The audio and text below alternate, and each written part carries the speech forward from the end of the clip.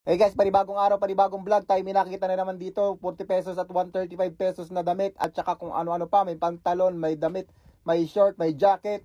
At meron ding sapatos, may pang bata, may pang matanda. So marami ditong pagpipilian guys. So pumunta na kayo dito. So sa mga sapatos naman, iba't ibang brand yan. At kagagandang klase naman, kakakapal pa ng spike. At talagang matagal pa magagamit.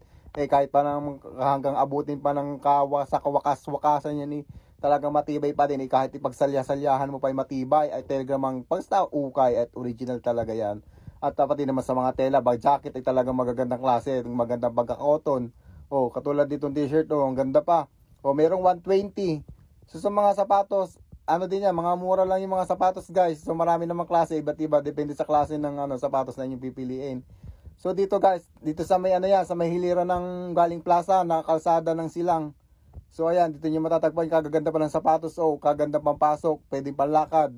Oh, kahit mga pantalon, ang gaganda ng pantalon, ang kakapal pa, mas makapal pa sa aking mukha ang pantalon dito, matibay na matibay at talaga namang kahit dalawa kayo maghilahan dito sa pantalon nito, hindi yan basta masisira. At pag hinagis mo, nakatayo pa din, hindi ibig sabihin matigas. Oh, ay ano kagaganda guys, oh, ng pantalon dito, kayo ay pili ng pili dito sa lahat ng ukay dito, lahat ay ginalaan ko na. Oh, ay pati yung mga t-shirt diyan ay lahat na aking tiningnan kina, pero umalis ako, wala akong nabili. Oh, ay ako lang naman mahilig din magtingin-tingin sa mga ukay. Kaya ako nagpupunta dito sa mga ukay-ukay dito at gusto ko lang magtingin-tingin, may 100, may 120.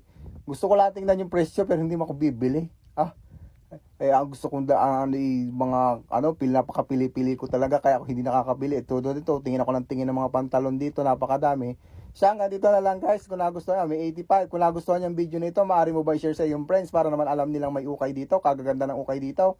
Sa mga mahilig na mga barkada mo, kaibigan mo sa ukay-ukay, o yakagin mo na sila dito bumili. Oh, bye-bye.